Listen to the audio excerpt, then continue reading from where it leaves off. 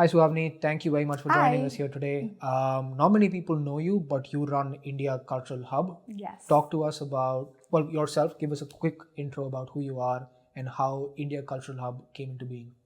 So, thanks for having me here. It's a pleasure. It's And our pleasure. so, I started India Cultural Hub as a cultural Facebook group 10 Okay. years ago. Today, it's one of the largest cultural communities on Instagram. And yeah, this is me who started it. No, but talk to us about your upbringing, your early years, because we want to trace it back to how India Cultural Hub even came into being. Yeah, so it's my baby. It's my passion project, which I now run as a full-time business. And I started at a time when social media wasn't a thing. So this, like, let's go back to 10 years. Let's go back to the era of Facebook groups where people were creating communities. I belong to a family which has like huge cultural significances. My grandfather, he is the oldest living freedom fighter today. He's 97 years Oh, old. wow. Yeah, his name's Shivang Singh, and I think he's been a huge inspiration to me. I grew up learning his tales of Pakistan, the way he kind of made his life and moved to India, and what he did having no money over here back after independence. My mother, she's a trained Sufi singer, and I live in an area in Delhi called Mandi House, which is surrounded by all the leading cultural institutions of the country, be it National School of Drama, be it the Kamani Auditorium, be it Triveni Kala Sangam, and they were literally walking distance from me. And I think all these influences had a huge role to play in starting India Cultural Hub. So that's going back to my roots. But yeah, so basically, when I was in school, I was leading an organization called SPICMAKE. I don't know if you're aware of it. Please tell us about it. Yeah, so it's an organization that promotes Indian traditional crafts and culture. But back in school, everybody thought it was super boring. So when I would hold like workshops and we would have these really interesting artists coming down from all parts of India to teach students about these different traditions and artworks, the halls would be empty. Why do you think people felt it was boring? I think culture was it was known as very uncool to It our wasn't cool. generation. It Yeah. wasn't cool. And the crazy part was when I would post about it on Facebook, everybody would go like, wow, like we didn't know this existed. And I would be like, how do you not know it's existed? Like it's India, it's culture, it's everywhere around us. It's very omnipresent, yeah. Exactly. So people didn't see that. People saw it online and thought it was cool. And I think it was that perception I wanted to change while I was in school. And I didn't get an opportunity to because social media didn't exist. Let's fast forward to 3 years. When I was graduating from college, social media was picking up and I wanted to What did you start. study in college? I did political science honors. Oh, lovely. Yeah. I was in Lady Shri Ram College, and SPICMAKE also continued for me over there. And similar problem. At that time, I was 3 years older, and I felt like I had the tools to kind of create this change I wanted to do. I had this purpose to make culture cool again. I wanted everybody around us to kind of see Indian culture in a way that it should be celebrated. I felt like everybody was looking towards the West and they wanted to kind of, they just had a lot of Western influences. So I think the purpose was how do we kind of communicate Indian culture in a cool way to our generations. And that's how I started India Cultural Hub 10 years ago. This is going to be our 10th year. Wow, lovely. Congratulations. Yeah, thank you. So it began as a Facebook group. Yes. And then now I think the bigger community lies on Instagram. Yes. So basically at that time, Facebook groups were doing really well. And I started a Facebook group where people could come and share their own experiences. I didn't want it to be me telling people everything. I wanted people to come up with like whatever they were seeing around them in terms of cultural experiences. Now, this could be related to anything from the past to what was happening in the present.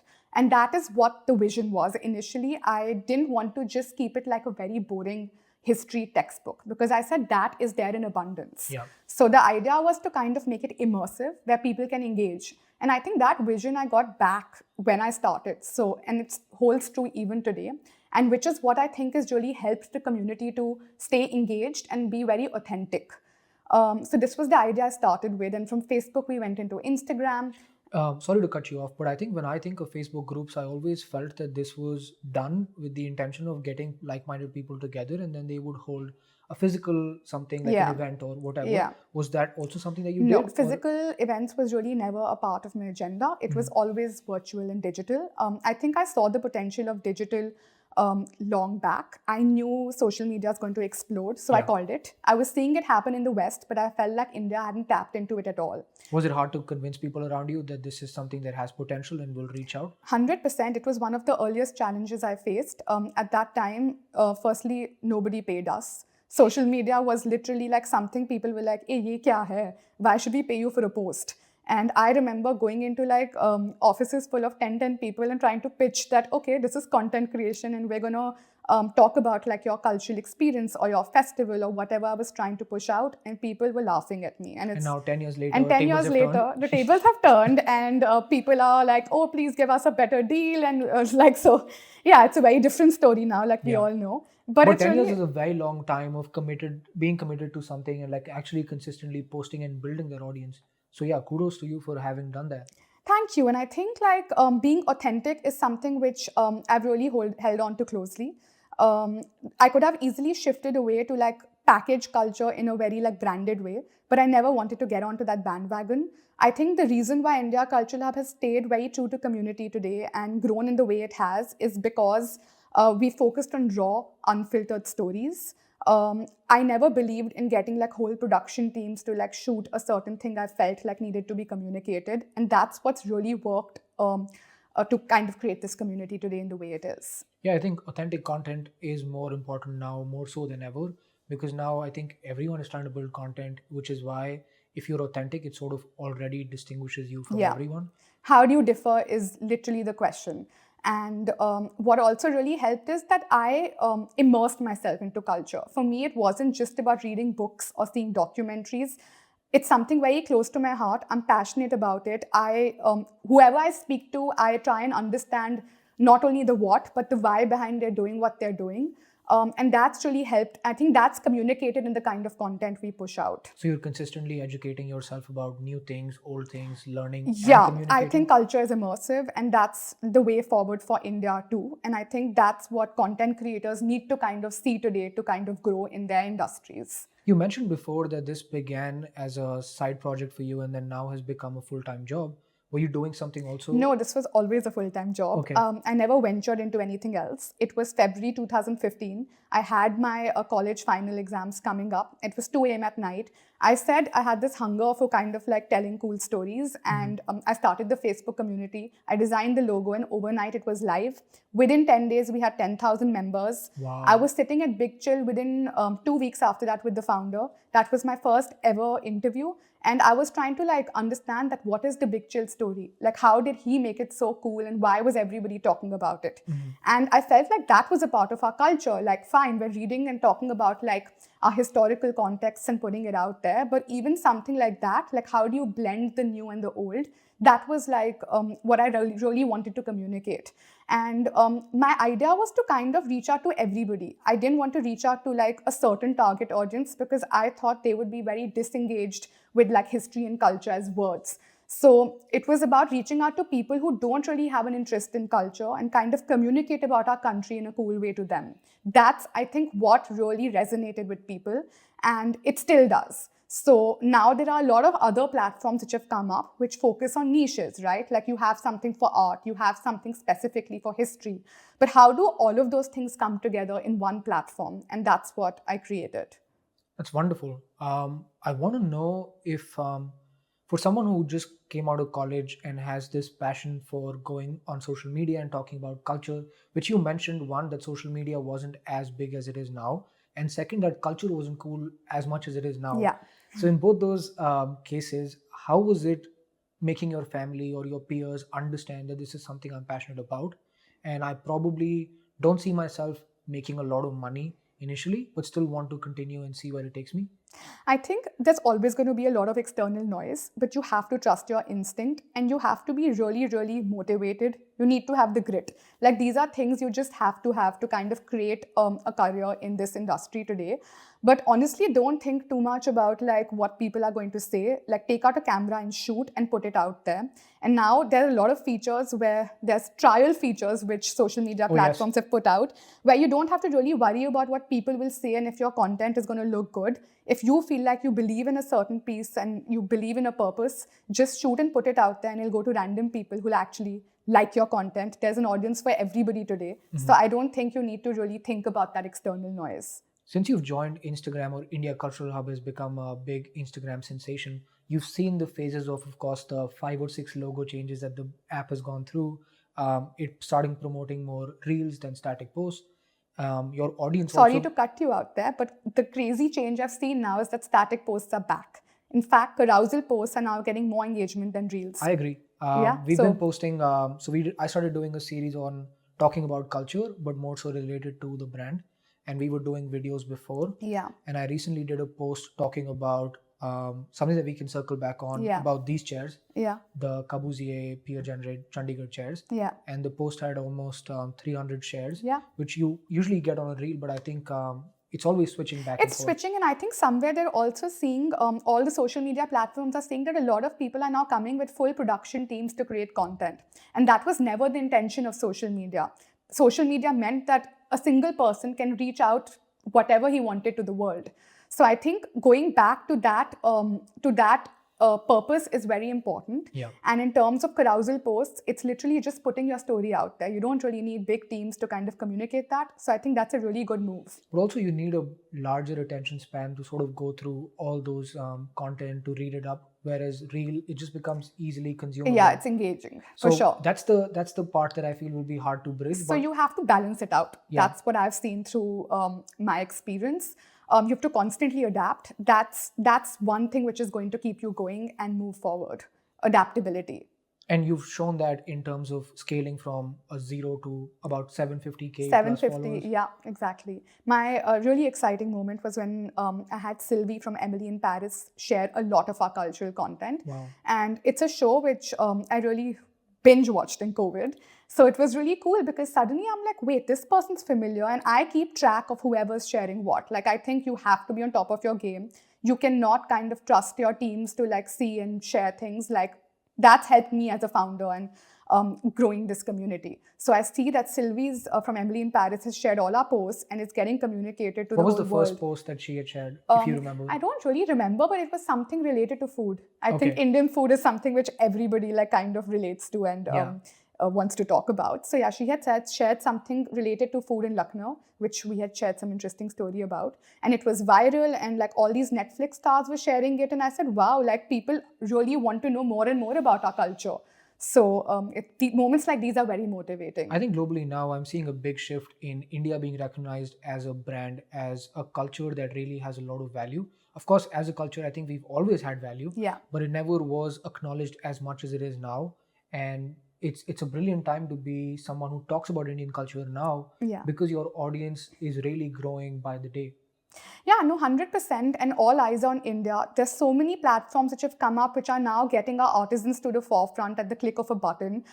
You can hear their stories authentically, like they're on video. You can attend online workshops through social media and learn art, which obviously you couldn't have done before. So I think all these kind of ideas are really helping reach out Indian culture to the world. And at the click of a button, people anywhere in the world today can access workshops. They have so much access to information. So it's only going to grow further. People are buying our products through just watching like 60-second videos. And so many people are getting a seam. Yeah, I mean, I can tell you in terms of fashion, where I see a lot of people are buying clothes that are handmade in India, that use our like textile heritage, that have hand-dyed, handmade products, techniques that I think a lot of Indians had stopped valuing for a bit just because of our lineage towards Western products. But I think that whole revival is coming in now with the global stamp of verification. Yeah, and people like you are kind of understanding the balance between blending the traditional and the contemporary, which I think is so important for generations of today, because like everybody is really trying to kind of understand the past, but bring like their own ideas to what they can do to the past. And I think you've done that so beautifully. I mean, we're trying as a brand. I think the idea is that the past holds a lot of value, and it has to be shared with a lot more people like you do. But it has to be packaged in a modern manner, because there's beauty to it, but there's also a reason why it has been left. And if it has to be revived, it has to be done with the needs of the present and the future. Exactly. And that's the challenge too, is that how do you make something scalable, or how do you ensure that everyone in the supply chain gets paid, is valued? How do you ensure that people actually wear these products and not buy them as a fad? I think that would be really troublesome if people started buying Indian culture just as a fad, whereas actually embracing it for all the value it sells. Yeah, and I agree. And I think that's one of the challenges I've faced in starting a cultural community, that there's this oversimplification of culture. Like people don't really understand the source. And I think that's one of the challenges I've been grappling with when I'm seeing a lot of content creators talk about culture. The culture is just being spoken about, but is it credible? What is the source? What is the story behind it? Is it like, have people actually gone there, or is it just kind of being spoken about? So that is something I think which needs to be kind of seen and spoken about more and understood in terms of social media and culture today. But I think that goes back to the idea of the attention span shrinking, right? Everyone around the world recognizes India as a brand now. But they see the opportunity now and they want to exploit it as quickly as possible. It's about those little viral moments. Exactly. So that's what it's about. So it's kind of striking that balance and finding like, okay, this needs to go viral, but it needs to be credible. Exactly. Yeah. Like, I know music labels from around the world trying to get Indian artists, but they're looking for Indian artists who will sing or rap in English. Yeah. Because the idea is that can we take it and make it instantly something that will hit or be sensational globally? Yeah, like I was recently in London and I was in a tube and I had like I had 5 young like 6-year-old boys sitting next to me and they were all rapping to Hanuman Kind. And oh my God, like the excitement I felt so proud. And it's about those moments which you want to communicate. Like that moment in my head was a viral moment. Like I wish I had a camera and I could have just put that video out that the whole tube was like smiling at those kids and it was India to them, right? Like, so it's moments like these which I feel like are happening around the world now and everybody's celebrating India. But I was recently thinking about the whole Hanuman Kind sensation. Yeah. And what I felt was that Chaiya Chaiya had that moment too. Yeah. I mean, I was very young when that happened, but I've read about it. Yeah. I've read that it was a big UK blockbuster. All around the world, people were listening to that song. It was also in that movie, Inside Man. Yeah. Yeah. And then suddenly, I think even at that point, people must have felt this is India's revival point. Yeah. Lagan had become a big hit. Yeah. It was all happening in that early 2000s That phase. era. But then what happened? Like, why did it sort of fade away? Why did that not become the key moment for India's shining moment? Because there was no social media. Okay. So you think distribution now is much No, better? 100%. Like I said, at the click of a button, you have access to the most rural villages of India where there's so much talent waiting to be like just shown. When you like, if you go into and like there are artist villages in like almost every region of India. If we get like cameras and start putting them out there, like I feel like there's so much potential waiting to be exploded. I agree. I mean, I see reels of people like working on handlooms and making saris for like months. And it's a craft that I would never have known had I not have had access to Instagram, and just really connecting with these videos of people working all around the country in their own little like clusters. And there's so much to them. There's so much value to There's them. there's so much to learn from them. And if it's not people like you and me who put it out there, who will? So I feel like I'm just glad to see like a whole revolution happening in terms of culture in our country today, where the young are appreciating all of that. And I really feel like we have to give social media its due for that, because people were not finding it cool. And I'm glad that so many people who are going abroad to study now are coming back and wanting to do so much more for our country because they're seeing so much value. And we are hearing these stories all over now, that people are coming back, starting something in some village, helping like artisans come to the forefront, and that's super exciting. I mean, I came back to India with that same intention because I felt that globally there was a question about what India's new identity is. There were certain people who had a lot of uncertainties as to what India presents, and it felt like almost as a responsibility as a young individual who's seen both sides of the world to come back and really repackage what we have here and present it for a global audience. 100%. And there's so many people like I spoke about my grandfather, right? He's 97 and I'm starting to document his stories. And it's just like, I feel like, I mean, if we don't do it, those stories are just going to die down with those generations. So there's, in fact, in the whole 60 plus generation today, there's so much to learn from even them. So I think like young people all over should start like documenting their own family stories, and you never know like what reaches who and impacts who. There's just so much inspiration. And not do it with the intention of, I'm going to get a reel that'll have 1 million views. But that's a very important point, Yeah. because I never started India Cultural Hub with the intention of going viral. It was literally with the intention of like working on my passion for culture. And that's what's led me to where I am today. And I think the problem with the younger generations today is that they are just waiting to be viral. Yeah. And that's not going to come easy, as easy as it looks, that oh, like starting a podcast will get me like 1 million views in a week, or putting content out with my brand will get me viral in a month. Doesn't happen. It takes a lot of patience and consistency. Two things which really have to be like put for. Well, I like sit around a lot of creatives of the younger generation now, and the usual conversation is, let's do this will become viral, or let's take that strategy, this will become viral. And I think thinking with that perspective is You wrong. lose your authenticity somewhere. It's entirely wrong as a process too, to even like come up with something. I mean, I'll talk about our brand's journey. We only started putting out reels like much more recently, and we did a Raza collection. Yeah. And the first reel, The Raza collection. Oh yes. Yeah. And we did a reel talking about Raza as an artist. Yeah. Because I felt that if I'm doing a collection, there are people who may not know who he is, 100%. and they should have an idea of what the artist is. So it's literally a voiceover with images of the artist and his story. And that reel did 245K views. And just why do you organically. think so? I have no idea. What I saw was massive shares, and I felt that there were a lot of people who had either seen his work and wanted to show it to others, or there were people who'd seen it and then felt that this is cool, I want to share it with my So peer yeah, group. you made culture cool too, and I think that's the mission we're on. Because at the same time, you're educating an audience, right? Yeah. Like you're educating it, and you're like, okay, like this is really cool. We want to know more about it. You're making them inquisitive, and that's why they're sharing it. So I think that's the key to actually going viral on social media. That firstly, educate your audience, and then think about the virality, because that's what's going to help grow a community. I mean, that reel was never done with the intention of going viral.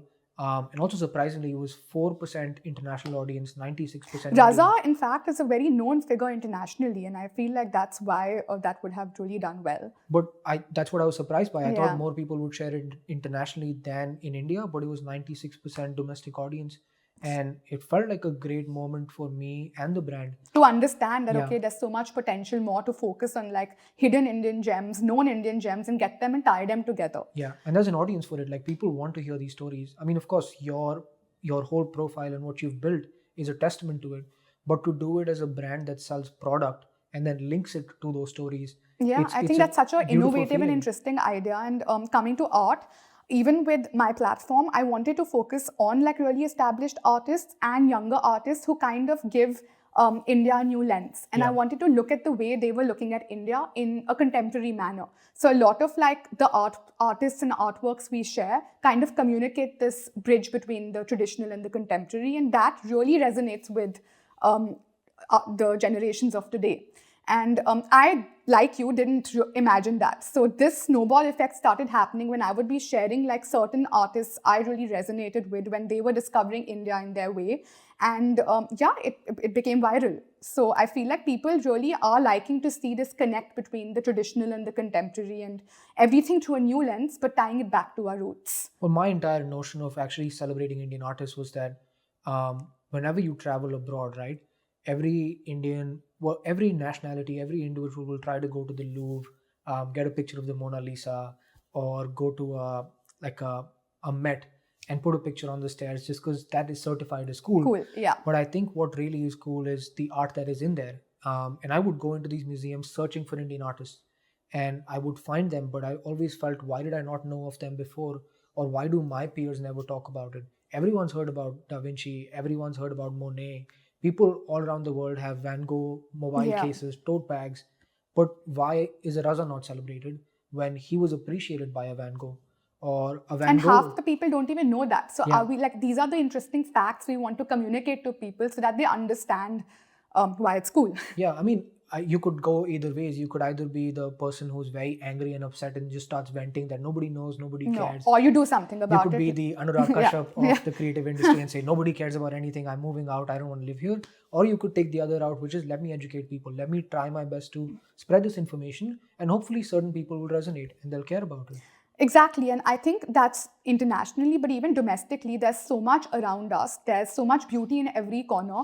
And I felt like that wasn't being celebrated. And online and digitally, we can do that. So it's about communicating that beauty of every Indian corner online.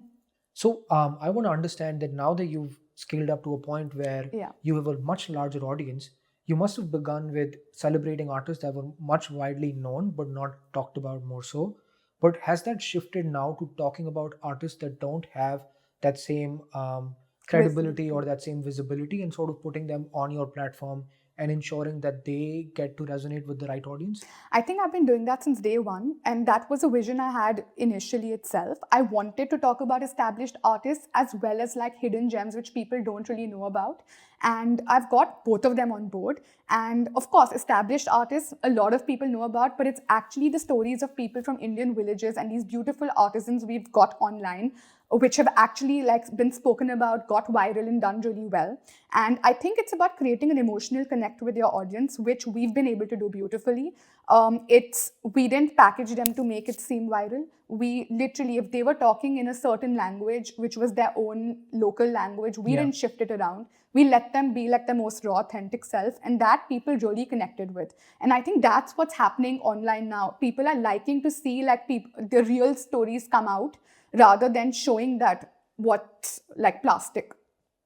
So does your work also entail a lot of travel, engaging with different communities? Yeah, and I think a lot of my inspiration has come from travel. I've loved traveling, but whenever I travel, I look at the what behind the who, and I speak to them. I speak to them. I understand their context, and that's what gets communicated in our content. What's the most underrated place that you visited in India that you feel more people should go to? So, in fact, we partnered with the Orcha festival in a month before COVID. And when I tell people about Orcha, my friends, they don't know about it. I also have no You idea. don't know about Please, Orcha. please tell So, me. Orcha is a beautiful temple town in Madhya Pradesh. And it's actually a 4-hour train journey from Delhi, which not too many people know about. And it's stunning. The architecture is stunning. You go into a different world. And it basically was magical and my favorite place. What's the story behind the place? Is it part of a certain era? What really is the cultural resonance So there? it's a temple town. They Okay. have temples from like literally like thousands of years ago, and they are now trying to revive it and kind of like educate more people about it. And in fact, MP, Madhya Pradesh, has so many of these temple towns. When you Yeah. come to Gwalior, they're all at a 2-hour stretch away from each other, but they just haven't been kind of documented in a way where people really want to go. And it's about making it exciting and getting people that urge to want to go. And that's what we're also trying to do through our work. I think whenever I think of MP, I always go back to their campaign which said MP Gazab Hai. Yeah. And I think that stuck with everyone in my generation, but I don't know if many people actually made the effort to go and visit MP and No, I experience the think place. people did not do that. But now, again, through like digital formats, people are trying to go. So Urcha is one of my favorite places, and then Ranthambore. Most underrated place. The forests do something to me. The safari tourism is really picking up from Ranthambore to Madhya Pradesh to Kanha National Park. In Yeah. fact, these are all becoming like visited spots because somewhere people are realizing that what's the point of going abroad to enjoy wildlife, and we have so much beauty around us over here. So that's something I love talking about too. You think COVID was a big reason why this inward approach happened because people had those restrictions and they felt let us start exploring India more so, or was it just a natural progression of a lot of people like in your time sharing these stories and spreading value? I think both of them came hand in hand together because with COVID, there was a whole digital revolution which took place. Yeah. A lot of people had knowledge to share, but they didn't know how to and didn't have the tools.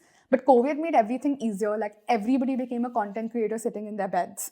And I feel like a lot of content creators came out of like Indian villages at that time. Yeah. And they started talking about their local communities, which suddenly started becoming sensations. Like especially Northeast, we saw so much of good content come from that side, which hadn't been spoken about earlier. Northeast was always remote, and I feel like now it's really come to the forefront because of social media, and COVID had a huge role to play in that. When you talk about Northeast, it just reminds me of whatever's going on right now.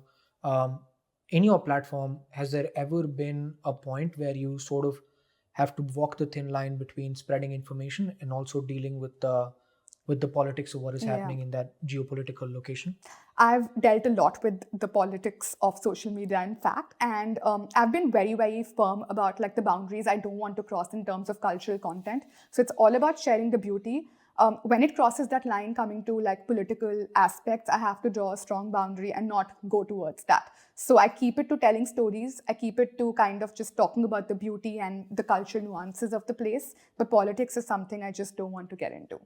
Is there any of your posts that ever have some sort of a bipolar point of view that certain people feel agree with it or certain people disagree with it? Because I think when you celebrate craft, there couldn't be many people who disagree with it, but there could be people who feel that this whole artisan community or that certain location has not been preserved as well as it should have been. I think when you are speaking on social media and you have such a huge community of followers, you have to be open to disagreement. That's again one of the biggest learnings for me. People will have their opinions, and of course, like culture is such a broad term that people will come and kind of have their opinions on everything you talk about. So you have to just switch off from that. So That's it's really right, hard. yeah. You're always dealing with a lot of these, like everybody thinks you're just creating posts, but behind the scenes, when you're talking about something which is so political, there's a lot that goes on behind creating that content.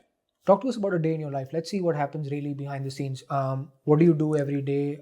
What kind of a team do you have? How do you navigate the journey of running India Cultural Hub every day?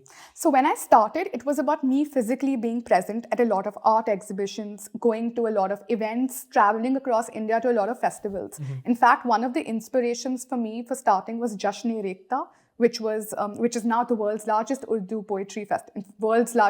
festival. And have you heard of it? Yeah. Of course, right? So at that time, not many people knew about it, and we partnered with them to amplify it. So it was about being at festivals and understanding what all's going on then, amplifying them, spreading that word, and talking to a lot of people. And then I started building like a whole content team, which now does that part for me. So now it's me kind of strategizing, spearheading what needs to go out on the platform and filter it. And also creating content that emotionally connects with people. So I'm strategizing and my team is across India shooting and creating. I think so. I had been to Jaipur Literature Festival a couple years ago, and I felt they had more people from abroad than people from India. Yeah. But now that younger people are really engaging with a lot more festivals, a lot more physical inbound experiences, what are festivals you would recommend for people to actually visit or attend in India?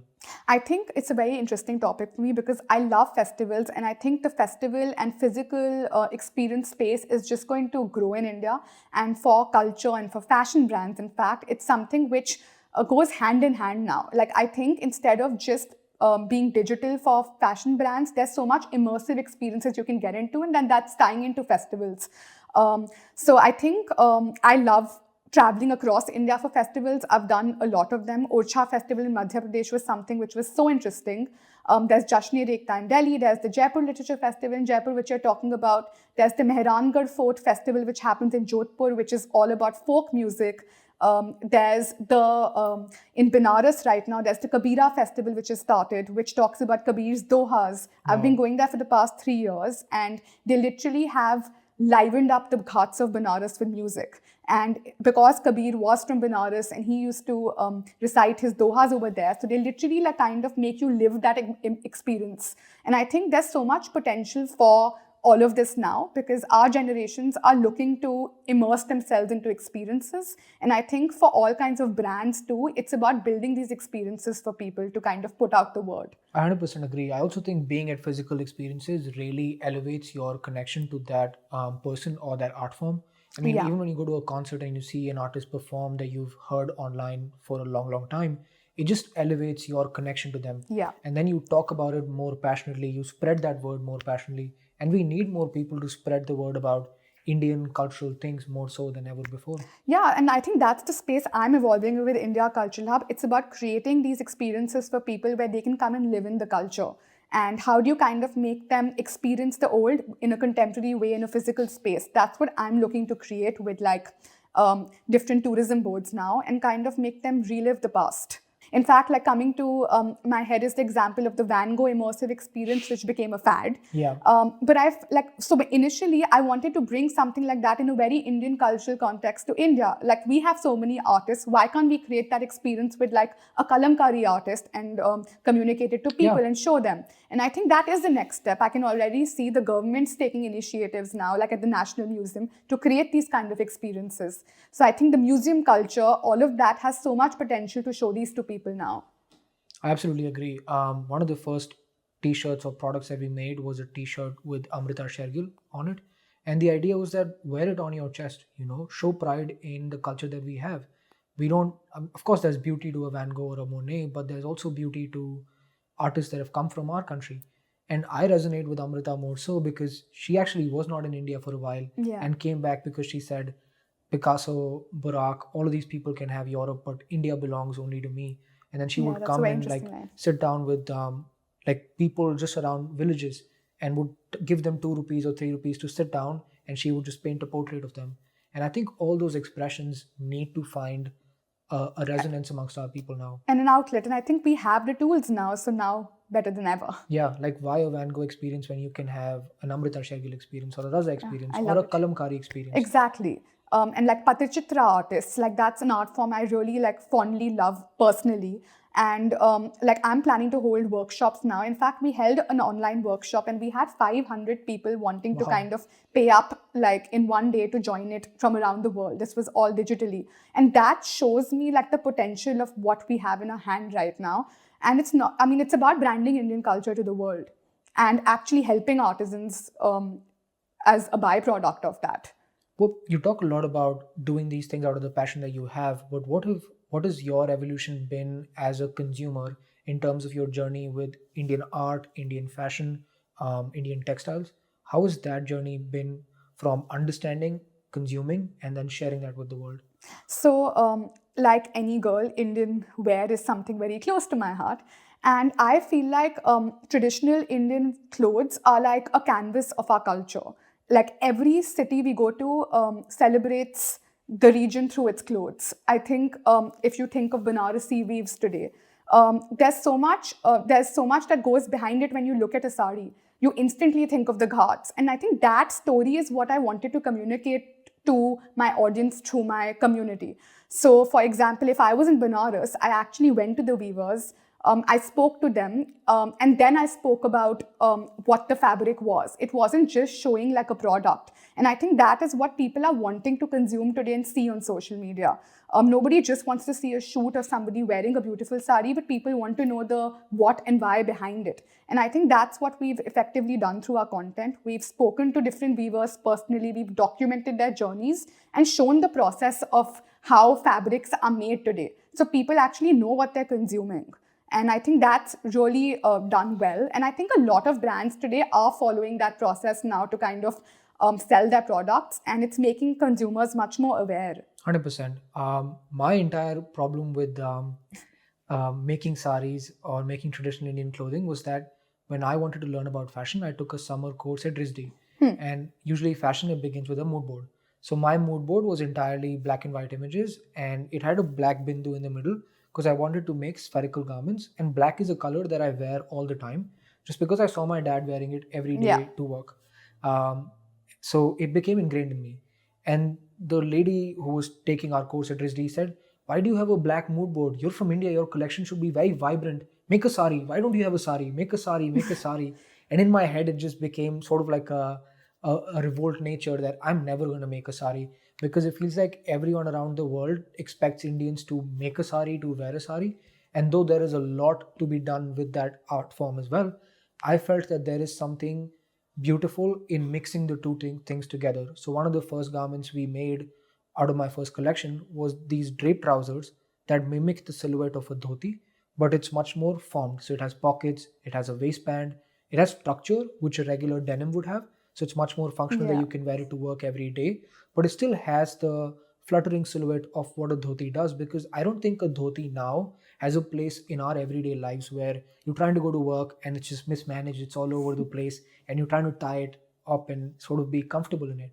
So the idea was to bring those two things together, and I think now I lean more so in that territory than moving towards traditional garments. But how is your like everyday dressing changed with the nature of work that you're in, where you're traveling a lot?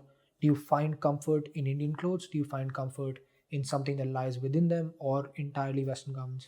I think that's a super interesting point. You have to evolve with time. And I think that's what Indian designers are doing really well today. They understand that you want to be more flexible and comfortable with your clothes today. And for me personally, like, let's just think of destination weddings, for example. Like, every girl wants to dress in Indian, but it's very hectic to carry such clothes.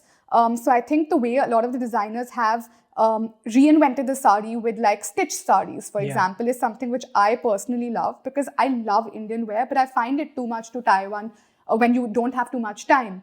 And I think that's something which I wear very often now. I have a lot of them. And I get my tailor, in fact, to sit up and stitch saris for me, which are easier to wear. So you have to evolve with time. And I think you've done that beautifully too. And in my next meeting, I'm going to be wearing my Raza outfit for sure. Oh, lovely. And I'll talk about it.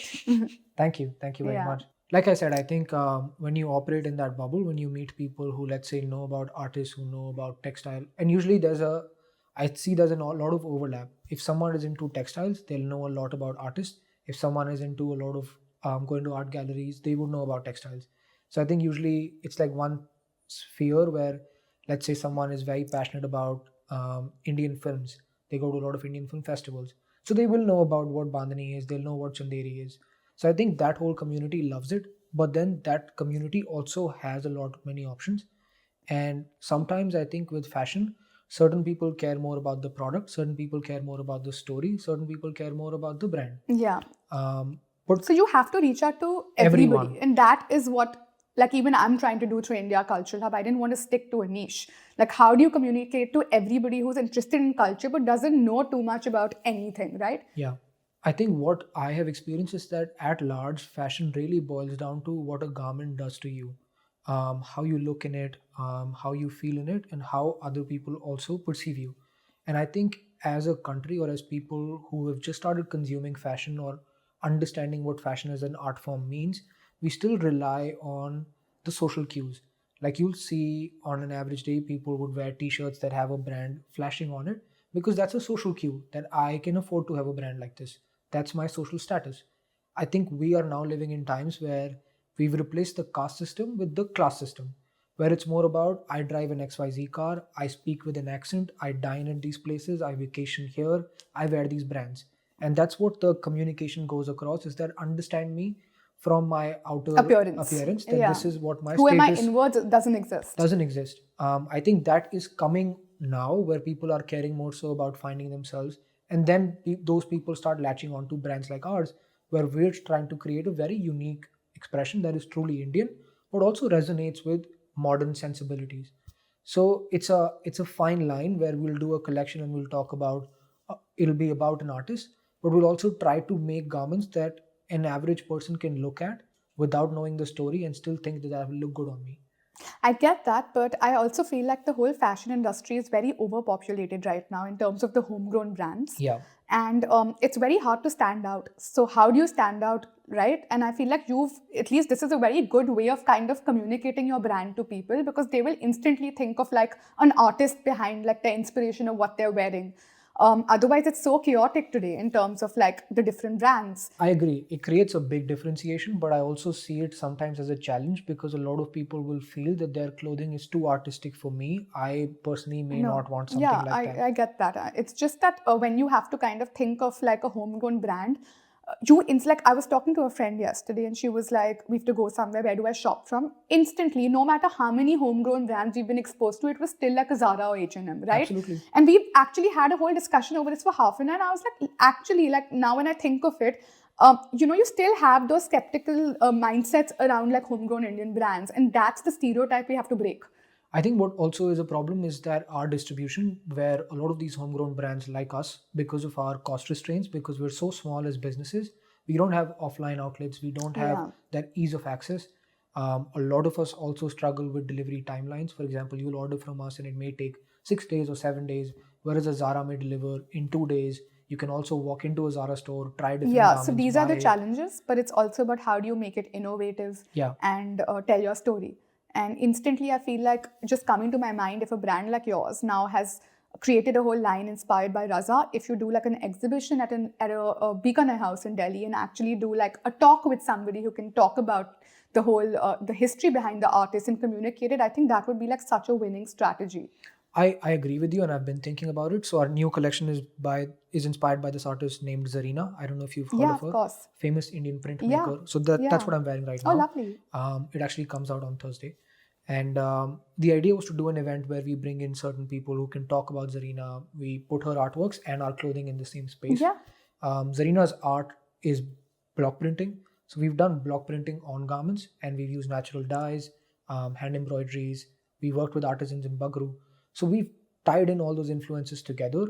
But I think after having done all of that, what it solely depends on how effectively can we communicate that And to an then it comes audience. to your social media and the communication touch Yeah. points. But I think the audience of today is consuming the kind of content and that you are creating behind the scenes. So I 100% think that there's so much potential to grow. And no brand is built in a day, right? Like it's a very long journey of consistently delivering on the same message. You are a testament to that, where it's been 10 years Yeah. of scaling that day by day, post by post, engagement by engagement. And every follower and every person who connects with it counts.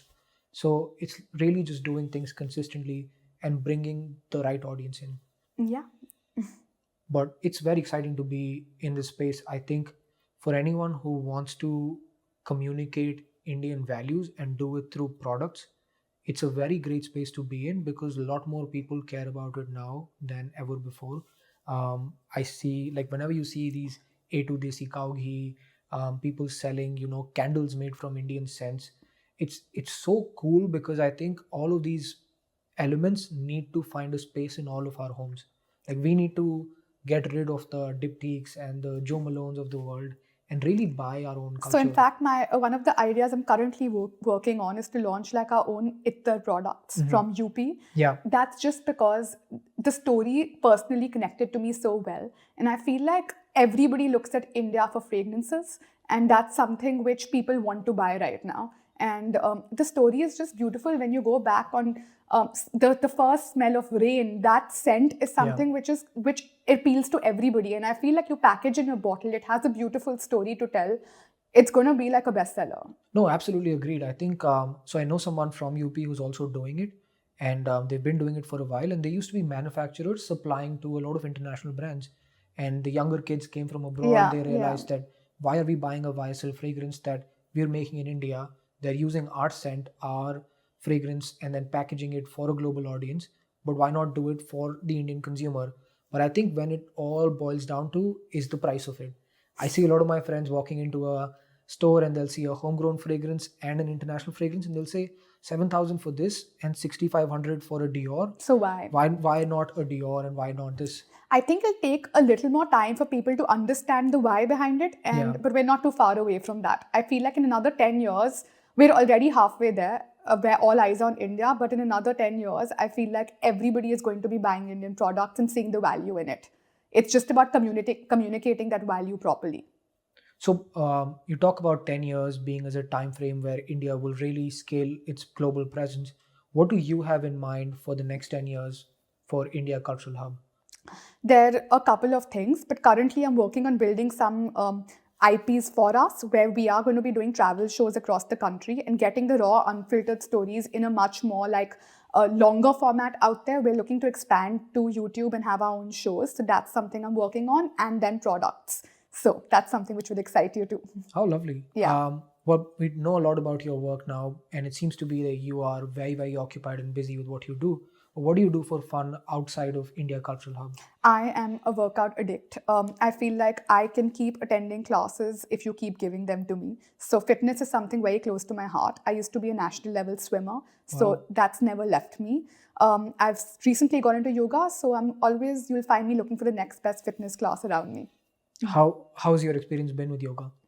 I'm a very hyper person, which everybody around me will agree to. So I think everybody will say that that's what I need. But I'm actually really connecting with it. I was looking to increase my flexibility to just calm down, enter my 30s in a calm zone. So that's what's happening. How lovely. For a lot of people who care about Indian culture and want to know more about it, is there any sort of medium that you can recommend for them outside of India Cultural Hub, of course? where they could read something, they could watch something, they could listen to something? So there's a lot of like specific platforms for different things, whatever people want to consume. Like for architecture, there's India Lost and Found by Amit Pasricha, who's a pioneer in architecture, and he's created some really lovely content related to ancient Indian architecture and what it's doing today. If you think of just stories of the past, there's Bumru by Swapnil, which is doing really well in terms of just beautiful stories from the past. In fact, as homegrown, if you're looking at something for a more contemporary touch with artists of today who are blending the past and today. So these are some of the platforms I really look at. There's Better India, which also beautifully tells positive stories of India. So all these things coming together, I think, are really good for like Indian culture, and of course, India Cultural Hub for everything together. Is there anything inspired? What was the first post that went viral? Because I was doing a lot of like content pieces based on like just like random cultural things, but I felt like I needed to find like one thing which caught people's attention. Yeah. Right. And again, like in our generation, people look for a fad. Now, Big Chill was something which I felt like kind of created a revolution for our generation, at least at that time when I was in school and college. That became the spot for us to hang out when we were in school. And they were in fact the first cafe which kind of became like a cafe. At that time, like India and Delhi specifically didn't have cafes. So Big Chill became the cool spot to hang out. I think it was them and Cafe Delhi Heights. Exactly. At that time, it was only Big Chill when I was in 12th grade or like 8th grade. When I was in 10th, Cafe Delhi Heights was our go-to spot, and it became sort of this place where they were combining a lot of the past and the modern. And I wanted to understand the story from the founders, that what did you do that kind of created like a sensation in Delhi, right? So I spoke to them, and the story was very interesting because it actually related to my college experience. I was in LSR in near GK, and the first ever Big Chill opened in Kailash Colony Market, and they were selling ice creams to LSR students. That's how their story began. And so basically, these are the kind of stories I wanted to bring out, which people related to, which touched a chord, but also at the same time, you could talk about an artisan, right? And why would people want to look at an artisan at that time? Because it wasn't cool. So how do you kind of tie the two together? It was like finding that balance. And I think that's what I tried to create, that you can talk about Big Chill because it's a part of our culture. Yeah. And you can talk about an artisan creating something beautiful because that is too. And it was that blend which kind of was my vision to start India Cultural Hub. I think that's the beauty and maybe the hard part for you, because India Cultural Hub encompasses so many things that you have the ability to talk about a lot, but it's also about finding those interesting things that will resonate with an audience. Yeah, so it's a challenge and a boon, basically. But that's what excites me. That's what drives me. Like I can talk about a beautiful hotel, a local homestay I visited to. I can talk about an artist who's just coming up. I can talk about an artist who's already very established, and everybody relates to it. I think the beauty is that I can reach out to like a 15-year-old to a 70-year-old, and everybody will come out with like a smile while reading our stories. In fact, I was recently in London, and I went to an event, and I had like 5 Indian aunties in like their 70s, and they were like, "So beta, what do you do?" And I said, "Oh, I run this platform called India Cultural Hub." And I thought I would have to kind of communicate that, oh, this is an Instagram page. And I didn't think they would like know about it. And in fact, like 3 out of 5 are following it. So that was like a very good moment for me and a very exciting moment, because I was like, wow, like it's reaching out to that age group. And then of course, when I meet people today, we have like people in like 9th grade following it. And I feel like that's when I go like my mission to start India Cultural Hub is successful, because that's the vision I started with, that it has to reach out to everybody. Is there one that makes you more happier than the other? Having a celebrity, having a 15-year-old, having a 70-year-old, one that really makes you say, I have accomplished. No, I think the beauty is that it's everybody, and that's exactly what drives me. It's still that India is for everybody. It's I wanted everybody to get out. I wanted everybody to get out of a bubble, like we've spoken about, that people in our generations are in a bubble. Yeah. I wanted them to get out of that bubble and see India for what it is, and I think that's what's happening. So, I think now the bubble is breaking with like filmmakers making big internationally. Diljit Dosanjh running at Coachella, Hanuman Kind being a big sensation. I think that is really breaking the bubble, because everyone right now is consuming this content. They're seeing it being appreciated globally, and that's why we are trying to latch on to things that we have left from the past that Yeah, deserve a and space now. as much as people talk about the Ambani wedding and it became like this topic of conversation, when I was traveling abroad, all the cab drivers from whichever locality, whichever nationality they were from, asked me about it. Like all eyes were on India. So I feel like things like that have actually got India on the forefront as much as the negativity it got. Yeah. But it started conversations in India, and people were talking about the clothes, they were talking about the designers, and it just starts a conversation. It just reminds me of the story of this chair that we're sitting on right Yeah, now. why don't you tell me? So Corbusier was designing Chandigarh, which was supposed to be the first modern city under Nehru. Nehru wanted to design something very new because it was the idea of the modern India post-independence. They worked with artisans in India to look at local material that they can source and actualize their vision. And they were doing everything. It's not just designing buildings, but also the furniture that would occupy those buildings. So these chairs were made for offices in Chandigarh, for government offices. And I think the city was designed in the 50s or the 60s. And then around the 70s, 80s, people started discarding these chairs for the more modern chairs, which were basically your office chairs that were being sold in the US, mass produced in China, and had made their way to India. And they'd become the cool chairs because we saw them in movies, we saw Yeah. them globally being recognized as the chair. And there's actually images in Chandigarh of all these chairs piled up and thrown together because they just didn't Oh, want wow. to take care of them. And in the 90s, Belgians, European art collectors started making their trips to Chandigarh just to see what the city looked like. They found these chairs in with scrap dealers, and they saw there was value here.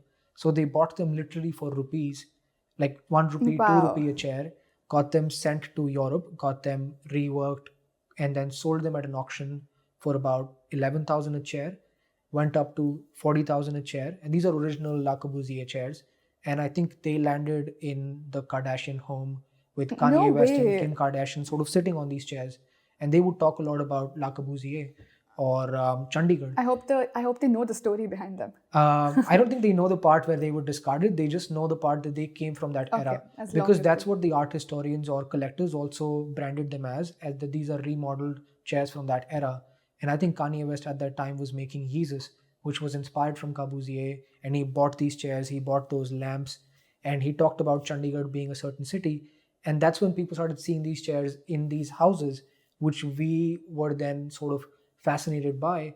And now you see these chairs everywhere. Every restaurant in Delhi you go to, you will find Corbusier I will keep chairs. an eye out. Every home that you go to now, or you see on Architectural Digest India, will have Corbusier furniture because now it's suddenly become cool Yeah. to own a piece of this. So, do we always seek a Western stamp of approval before we embrace our own culture? I think that was the case in the past, but now people are looking inwards towards our culture. People have realized that this is what needs to be celebrated. I think we are giving a stamp to Western approvals now. I hope I think the that is the tables case. have turned. I can see it, and I can confidently say that. I hope that is the case, and that continues to be the case forever, because I don't think we need to rely on anyone for approval anymore. As a culture, India is much more vibrant than any of the cultures across the world, and it just has to be discovered and presented well. I mean, culture is the trending buzzword. Indian culture is now all over on social media. I think the amount of cultural content creators I have seen, which have just grown in the past 2 years, is crazy. Like every second page is focusing on Indian culture today. So obviously, people are seeing value in that. And they're very excited by what they're sharing. Like if you talk to your own driver, I'm sure he'll have a wife who's sitting and creating something beautiful at home. Yeah. And people are understanding that there's so much value in that and they want to share it. And I think with the ease of technology, you are being able to do that today.